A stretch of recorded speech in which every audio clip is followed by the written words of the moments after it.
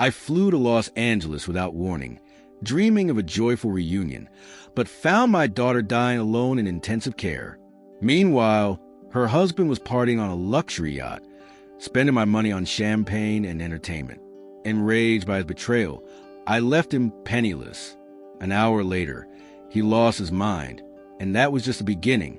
Before we continue, please subscribe to the channel and tell me in the comments where you're watching from. As the plane dipped toward LAX, I pulled out my phone, hands shaking slightly as I typed, "Landing in 20 minutes. This will be the best surprise of her life." Hitting send felt like a promise, finally fulfilled. 3 years. It had been far too long. I touched the photo in my wallet, edges soft from wear. Matilda is laughing in her kitchen. Little Emma, gap-toothed smile bright. Jack, proudly holding up a crayon drawing. And Martha, my late wife, flour dusted her dark hair as she baked. I'd stare at that picture every day since Martha's passing. But today felt different. Today, I was finally doing something about the emptiness in my chest. Folks, we're making our final approach into Los Angeles International Airport. The announcement made my heart race faster. My old hands gripped the armrests. Anticipation built in me. The last surprise I'd ever pulled was Martha's 50th birthday. That felt like another life. 5 years of grief had turned me into a shadow of myself, even from my own daughter. But her words from our last call 3 months ago still rang in my ears. "I'm just tired, Dad. Really tired." The way she'd said it haunted me. At the baggage carousel, I watched families reunite with smiles and hugs. A young mother scooped up her toddler. An elderly couple held their son tight. I imagined soon it would be me and Matilda. She didn't know I was coming. "Studio City, please," I told the Uber driver, showing him her address on my phone. "Going to see my daughter. She doesn't know." "Surprise visits are the best," he smiled in accented English. My family in Guatemala loves when I show up unannounced. The freeway stretched wide, palm trees swaying in the April sun. Los Angeles looked exactly as I remembered. Vast, golden, alive. Nothing like the small Texas town where I'd raised Matilda. She'd always chased bigger dreams. Martha used to say our daughter inherited my adventurous streak, back when I still believed in taking risks. Twice during the drive, I nearly called Matilda. Twice, I stopped. No, the surprise was worth the wait. Seeing her face would make the 4-hour flight and aching back fade away. The driver pulled up to a neat house with white shutters and a small garden. Perfect. I handed him cash, grabbed my overnight bag, and stepped onto the sidewalk. The sun warmed my shoulders as I rehearsed my greeting. Maybe a joke about her dad finally figuring out airline booking websites. Or maybe I just opened my arms, waiting for her to run into them like she did when she was 8.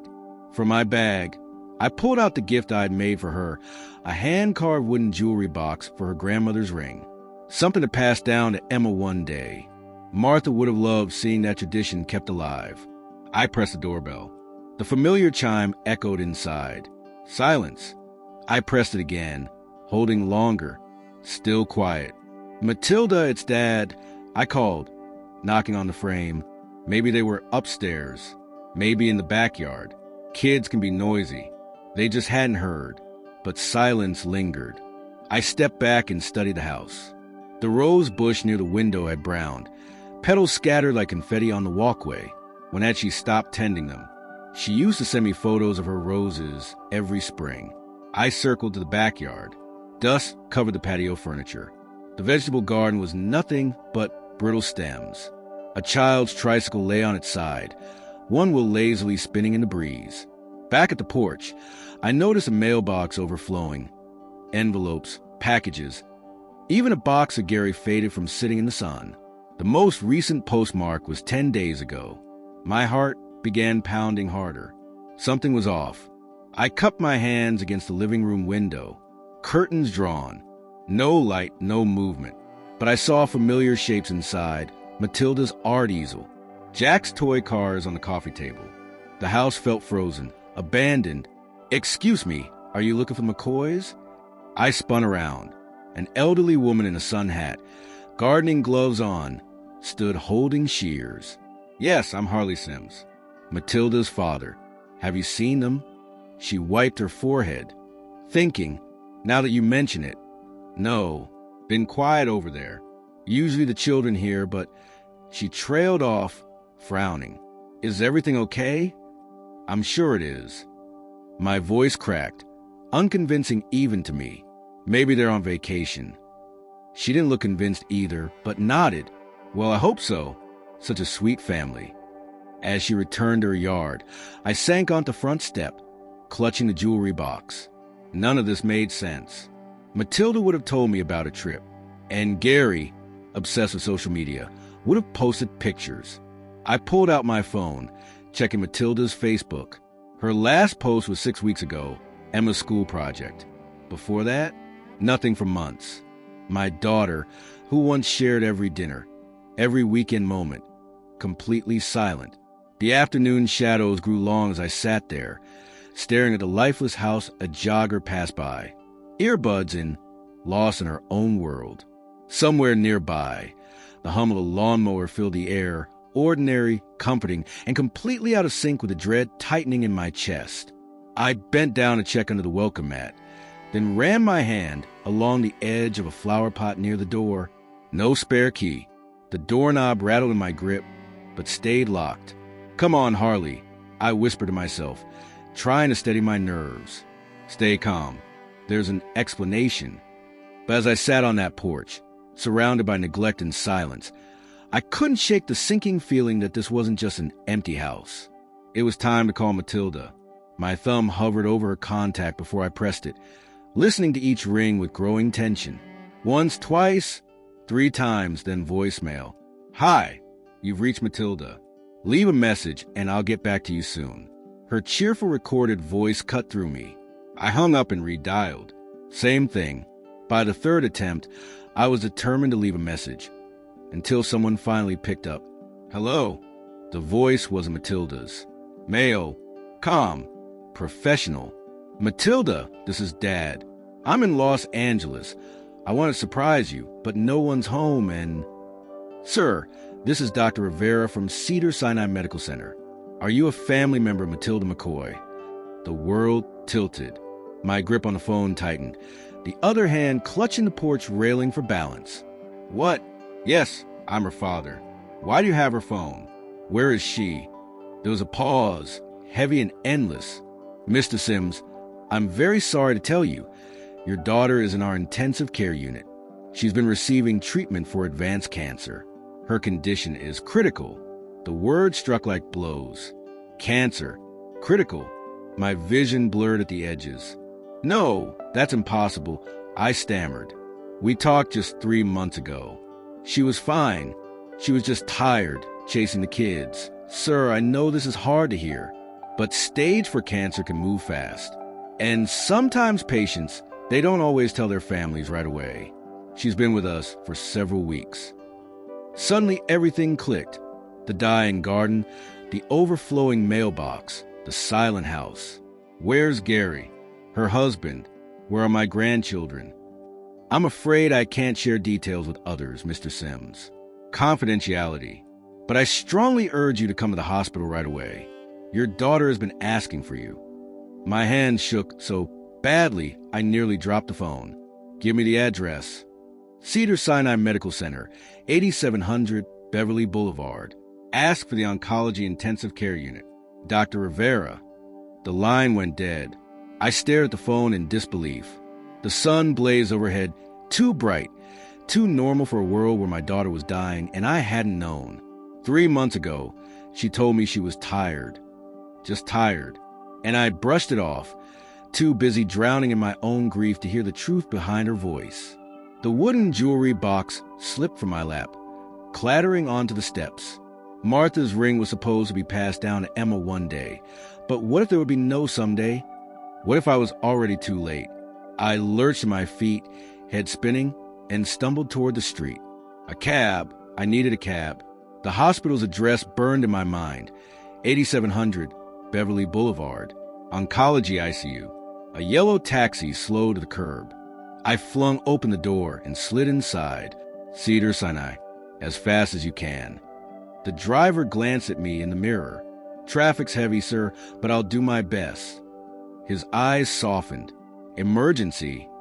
My daughter..." The word stuck in my throat. She's dying." The taxi pulled into flow of traffic, LA buzzing with its usual rhythm of commutes and errands. People living their ordinary lives, while mine was unraveling into a nightmare. Cancer. Stage 4. Critical. I pulled out the worn photograph again. Matilda's laughing face. How could I have missed it? That last call replayed in my head, her voice whispering, "Just tired. Dad, I'm really tired." I had thought it was motherhood, stress, life, but no, I'd been blind. The cab jolted forward in stop-and-go traffic. Memories flashed like lightning. Matilda's first steps, her wobbly bike ride, her proud graduation, her wedding day. And then Gary, shaking my hand, saying with confidence, "I'll take care of your daughter, sir." Where was he now? Why hadn't he called me when she got sick? I dialed Gary's number again, straight to voicemail. "Gary, it's Harley. I'm in LA. Matilda's in the hospital. Call me immediately." The message felt hollow, too weak compared to the rage building inside me. My daughter was fighting for her life, and her husband was nowhere to be found. "Faster, please," I urged the driver. "She's only 38. She has 2 little kids." The driver's eyes softened in the mirror. "So young. I have a daughter, too. Same age. Breaks the heart." Through the taxi window, palm trees swayed lazily against the afternoon sky. Beautiful, but indifferent to human suffering. Martha used to say, "LA looks like paradise but feels so lonely." She'd been right, just as she was about so many things. If she were still alive, she would have known about Matilda's illness. Mothers always seem to know. The quiet tone in a voice, the hesitation, the unspoken truth. She would have pressed harder during those phone calls. Maybe she'd even have flown out here herself. But Martha was gone, and for the past 5 years, I'd been drowning in my own grief, instead of being the father my daughter truly needed. I unfolded and refolded the slip of paper with the hospital address, creasing it smaller and smaller. It was the only solid thing in the day that suddenly felt unreal. This morning, I'd been a retired engineer planning a surprise visit. Now, I was a father racing against time to see his dying daughter. The cab rolled to a stop in front of Cedars-Sinai. The evening sky was streaked purple and gold, while the hospital's steel and glass facade loomed above me, cold, modern, unyielding. "Here we are, sir," the driver said softly. "Good luck with your daughter." I handed him cash with trembling fingers, grabbed my overnight bag, and stood frozen on the sidewalk until the automatic door slid open, pulling me inside. The lobby gleamed with colorful art pieces, disturbingly cheerful for a place filled with sorrow. At the information desk, a woman with kind eyes looked up. "Oncology Intensive Care Unit." I managed to say, "My daughter, Matilda McCoy. ID, please, and sign here." She handed me a clipboard and badge. "Take the elevator to the 7th floor." My hand shook as I scrawled my name. The elevator ride felt endless, every glowing floor number a countdown to heartbreak. When the doors opened, the sterile scent of antiseptic hit me. That hospital mixture of cleaning chemicals and quiet suffering. Dr. Rivera stood waiting at the nurse's station, his wire-rimmed glasses catching the light. He extended his hand. "Mr. Sims, I'm glad you made it." "How is she?" The words scraped from my throat. "Stable for now. The chemo hasn't worked as well as we'd hoped, but she's responding to the current treatment protocol." He gestured down the hallway. "She's been asking for you. She'll be relieved you're here." We passed rooms filled with soft beeping and muted conversations. An old man holding his wife's hand, a young mother reading to her bald child. "Room 712, Dr. Rivera said quietly. "Prepare yourself. The illness has taken a toll on her body, but her spirit, her mind, is still very much intact." Nothing could have prepared me. Matilda lay propped up in the bed, monitors tracing her heartbeat in steady green lines. For tubes trailed from her arms into hanging fluid bags. She looked small, fragile, a shadow of the woman who once spun across the dance floor at her wedding. But when her eyes found me, her whole face lit up. "Daddy." The whisper struck me like a freight train. In 3 steps, I was beside her, gathering her carefully into my arms. She felt light, bird-like, all sharp angles instead of the soft curves I remembered. Oh, sweetheart, the tears I've been fighting since that phone call finally broke free. I'm here. I'm not going anywhere. I didn't want to burden you, she whispered against my shoulder. You were still grieving, Mom, and I thought I could handle it on my own. I pulled back, smoothing the blanket around her shoulders, just like when she was a child afraid of monsters under her bed. Why didn't you tell me? We could have faced this together. Her eyes glistened. The doctor gave me 6 months, maybe 8, with treatment. I kept hoping I'd get better, that I'd call you with good news instead of this. She swallowed hard. It's been 8 months, maybe less now. I sank into the chair beside her, cradling her icy hands between mine. Where's Gary? I asked carefully. Her face shifted. He had business meetings this week. Said he'd be back before the weekend. When did you last see him? 3 days ago. Her voice was small, ashamed. He's been distant since the diagnosis. I think it scares him. Scared. My daughter was dying, and her husband was scared.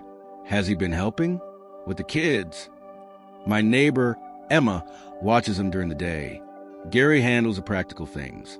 But the way she said it, the way she tried to convince herself, told me everything I needed to know. For the next hour, I just sat with her, holding her hand, watching her drift in and out of restless sleep. Each time her eyes fluttered open, they searched for me, like she was afraid I'd disappear. As evening deepened, she finally slipped into deeper rest. I stood, gazing out the window at the city lights sparkling like fallen stars. Then I pulled out my phone. Time to call Gary again. First call, 1 ring, voicemail. Second call, same result. My jaw tightened. I typed, your wife is in ICU. Call immediately. 5 minutes. No reply. Then I saw Matilda's phone charging on the bedside table. Maybe if the call came from her number. I picked it up carefully. His contact was right there. Last incoming call, 2 days ago. 2 days since he had last checked on his dying wife. I tried from her phone, straight to voicemail. Frustration burned hot in my chest. I was about to set it down when a notification popped up. Instagram, still logged in under Matilda's account. At the top, Gary's story glowed with a red circle. I tapped without thinking. First image, a luxury yacht glistening in the afternoon sun. Champagne glasses clinked in the light. The timestamp read 2 hours ago. Swipe. There he was. Gary, beaming, sunglasses on, arms around 2 men I didn't recognize. Behind them, the endless blue of the Pacific. Caption, living my best life with the boys. Posted 90 minutes ago, while I was finding out my daughter had cancer. My vision swam with rage, but I forced myself to keep going. Screenshot. Gary lounging on cushions. Gary diving into the ocean. Gary raising another glass at sunset. The final video showed him smirking into the camera. Sometimes you just gotta get away from reality. Live a little. Reality? His wife was hooked up to machines, and he was sipping champagne on a yacht. Location tag, Marina del Rey. Less than an hour from here. My hands trembled as I typed. I see you're having fun. Your wife is dying. Call me. Then another. I have screenshots. We need to talk. Still nothing. I paced the room, careful not to wake Matilda, my mind spinning with fury.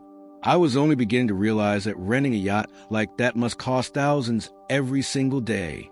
Gary was a business consultant, yes, successful enough, but not the kind of man who could casually drop that kind of money for fun.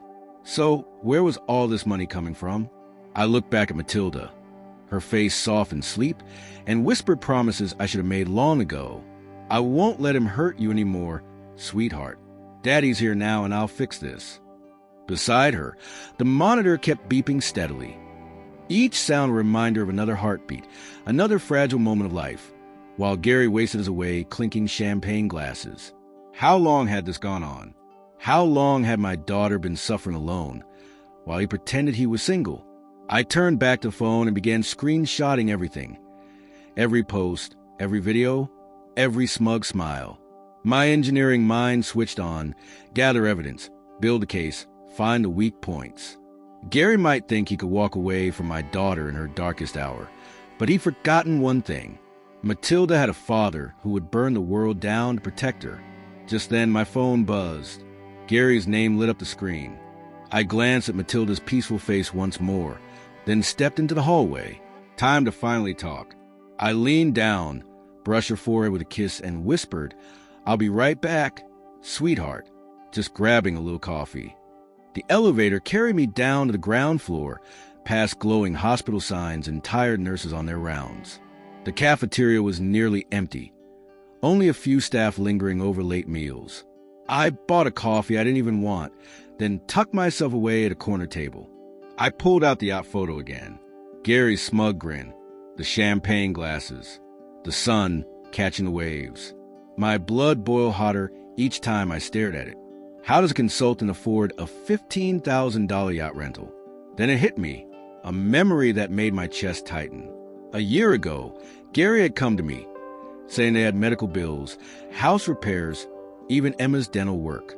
He'd asked if he could use my backup account just for emergencies. He promised it was only temporary, just until they stabilized. He'd even said, "Matilda doesn't need the stress of worrying about money on top of everything else." And I believed him, thought he was protecting my daughter, thought he was a caring husband. Hands trembling, I opened my banking app and checked the shared account. The transaction history began to load, each entry like a knife in my chest. Marina Del Rey Yacht Charters, $15,000 yesterday. Nobu Malibu, $850. 3 days ago. Beverly Hills Mercedes Service, $2,400. Last week. Rodeo Drive Shopping, $3,200. 10 days ago. And the list went on. A month-long parade of luxury, while my daughter lay in a hospital bed fighting for her life. I screenshot every line, my engineer's brain carefully building the evidence. The dates told the whole story. While she endured chemotherapy, Gary was spending thousands on Rodeo Drive. While she lost her hair to treatment, he was feasting at 5-star restaurants. I caught myself before the rage overtook my focus. Anger was fuel, but cold calculation would serve my daughter better. I pulled out a small notebook and began writing every detail, account numbers, transaction IDs, payment histories. Gary had made one fatal mistake. He used my money to fund his betrayal. Time showed him what happens when you cross a Texas engineer who spent 40 years solving impossible problems. The cafeteria hummed quietly around me. Vending machines, hospital pages, the shuffled, exhausted staff. But I was no longer there. My mind was locked into strategy. Step 1. Cut him off completely before he touched another cent. Step 2. That would be more personal. I found a quiet alcove near the hospital chapel and sat down, notebook and phone in front of me. The irony wasn't lost on me. Planning financial warfare within sight of a place meant for peace. But peace wasn't what my daughter needed. I dialed the emergency banking line. First National Emergency Services. This is Amanda speaking. How can I help you tonight? This is Harley Sims, account holder. I need to revoke authorized access immediately. Of course, sir. I'll need to verify your identity first. I gave the details calmly, professionally. 45 years with the same bank meant they knew me, but rules were rules. Thank you, Mr. Sims. I see that Gary McCoy was granted authorized access to your backup account in April 2022. Are you requesting permanent removal? Yes, immediate and permanent. Transfer everything left to my secured account. Please be aware this action is irreversible and may affect automatic payments linked to the account. Are you certain? Cancel everything. Every payment. Every link. Every charge. Now. Understood. One moment while I finalize this. As music filled my ear, I watched the hospital guard walk past, nodding politely. Just another quiet night at the hospital. Meanwhile, I was dismantling Gary's financial lifeline, brick by brick. Mr. Sims, Amanda's voice returned. I've removed Gary McCoy's access and transferred all funds to your secured account. That's $127,000 transferred into your primary account," the banker said calmly. "I also see 3 credit cards with Gary's name as an authorized user. Would you like those removed as well?" $127,000. 2 years of my money, siphoned by a man who let my daughter suffer in silence. "Cancel every single card," I ordered. "Remove him from every account and take his name off all emergency contacts." "Processing done. Mr. McCoy will receive notice that his cards are deactivated. Any attempted transactions will be declined. Anything else I can assist you with tonight?" "Yes," I said. "Put fraud alerts on all accounts. If anyone even tries to use his information, I want to know immediately." "Already active, sir. You'll receive confirmation shortly." I hung up and checked my banking app. Everything was locked down, access revoked, cards canceled, payments terminated. With clinical precision, I had severed Gary's financial lifeline. My phone buzzed with confirmation emails. Each one felt like a small piece of justice delivered. Let's see how long the yacht party lasts once every card starts bouncing. I closed my notebook with a sharp snap. The engineering side of me was satisfied. Identify the system flaw, isolate the bad component, remove it permanently. Gary no longer had any connection to my resources, except in the fantasy world inside his head. Standing, I felt lighter than I had in hours. Not because Matilda's illness was any less heavy. That weight remained, but because one burden was finally lifted. I was no longer unknowingly funding her betrayal. He could have his champagne and yacht for tonight. Tomorrow, when his cards failed and his phone went unanswered, Gary would learn what happens when a parasite loses its host. I walked back to the hospital, past the chapel, past nurses exchanging shifts, while justice quietly settled into place. Back in her room, Matilda was awake, eyes fixed on the ceiling, her face glowing faintly in the soft light of the monitors. "Hey, sweetheart," I said, pulling my chair beside her. "How are you feeling?" "Better now that you're here," she whispered. But something had shifted in her eyes. "Dad," she said slowly, "I need to tell you something about Gary." I took her cold hand in mine. "Take your time, honey. I'm listening." She swallowed hard. "He changed after Jack was born. Said I wasn't contributing enough. When the freelance design job slowed because of the baby, he called me a burden. The medical bills, he said they were ruining his future. He told me he married a partner, not a patient." My free hand clenched beneath the blanket, but I kept my voice soft. "A burden? Sweetheart, you're raising 2 children." She looked away, cheeks burning with shame. When the cancer came, he just shut down, stayed out late, always had excuses about meetings. I thought if I got better quickly, if I didn't complain about the treatments, maybe he'd come back, be the father Emma and Jack deserve. Her voice broke as tears slipped down her cheeks. "But he's not coming back, is he, Dad?" I brushed her hair gently, like I had when she was a child afraid of thunderstorms. "Sweetheart, you are perfect exactly as you are. Any man who can't see that doesn't deserve you." "I feel so stupid," she whispered. "All these years I defended him to you. Excuses for why he never visited, why he never called." She squeezed my hand weakly. "You were right about him all along, weren't you?" I shook my head. "I never spoke badly of him to you, but I was wrong about one thing. I thought he at least loved you. I never imagined he'd abandon you in this fight." Her tears deepened. "The hardest part is Emma. She keeps asking why her daddy isn't here. How do I tell a 6-year-old that her father chose comfort over her mother's life?" A nurse entered, checked the monitors, and left us alone again. "You don't have to worry about that anymore," I told her firmly. "Focus on getting better. I'll handle everything else." "Dad, I can't ask you to." "You're not asking.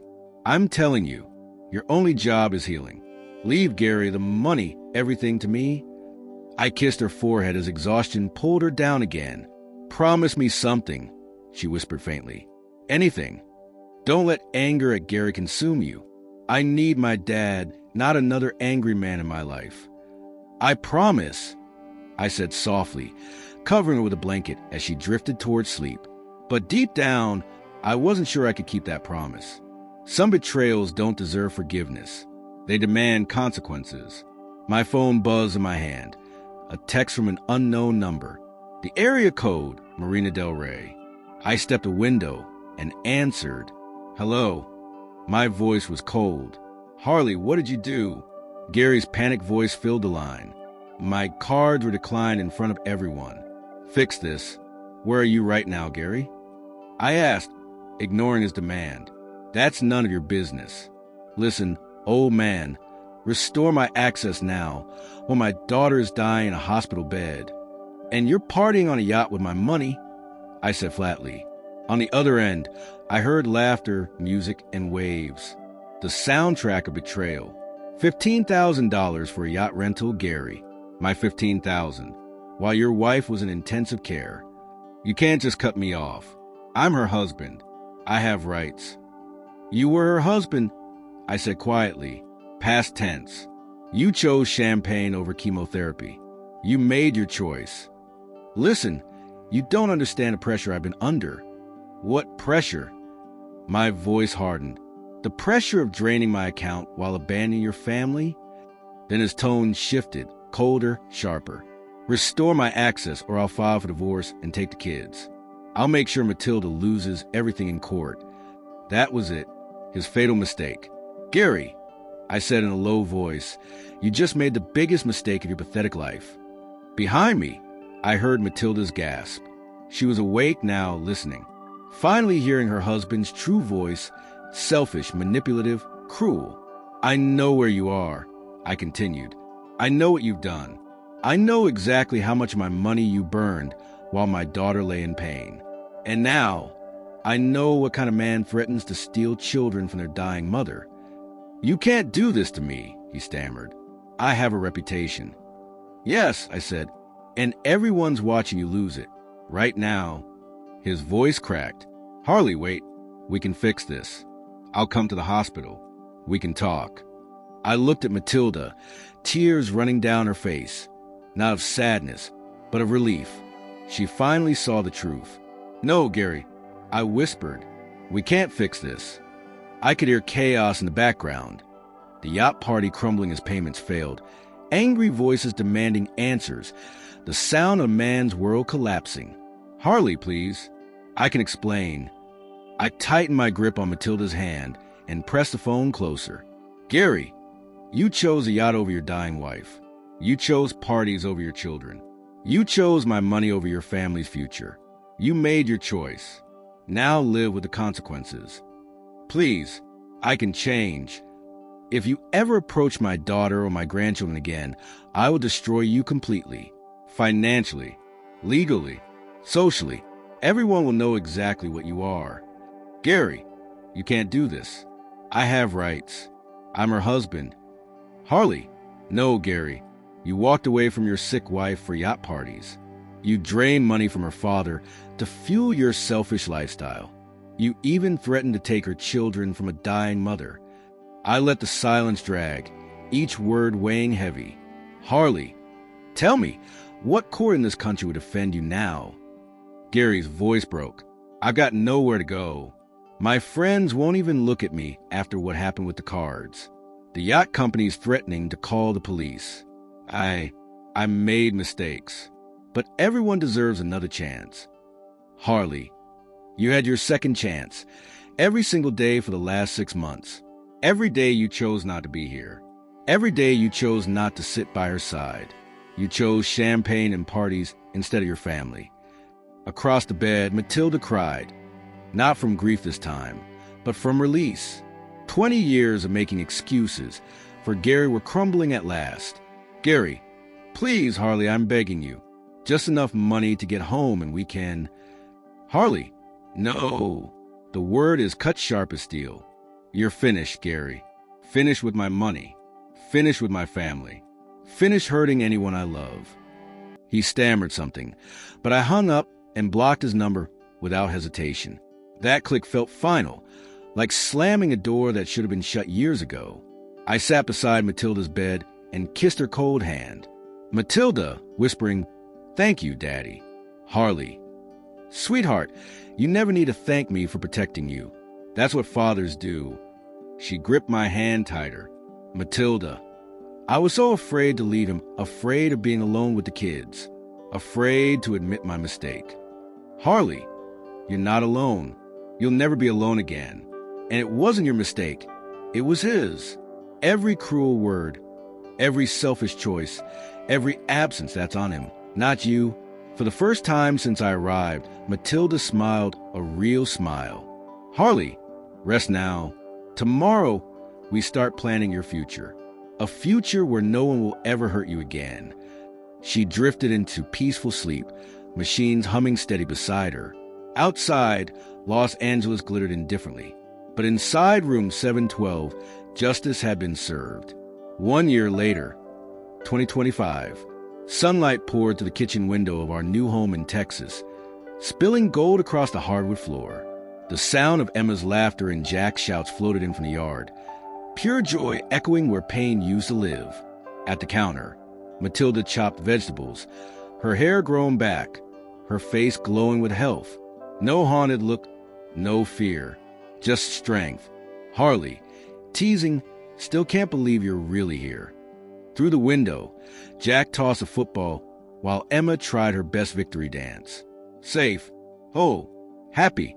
The divorce had been swift. Once the judge heard the recordings and saw the accounts, Gary had nothing. No custody, no sympathy, only his downfall. Matilda, smiling, Dad, remember what you told me when I was little? Storms pass, but family lasts forever. You were right. That evening we sat on the porch swing, the same swing from my old house, rebuilt here. Emma dozed against me. Jack peppered me with questions about the stars, and Matilda sat close, her hand wrapped around mine. This wasn't the satisfaction of watching Gary crumble. This was a real victory. Ordinary peace, an unbreakable family. Safe at last. Tomorrow would bring school runs, work, and gardens. But tonight, under the Texas sky, 3 generations sat together, tested by fire, bound by love, finally free. If you felt the pain in this story, hit the like button. And don't forget to subscribe to True Revenge. More stories of betrayal and sweet payback are coming your way.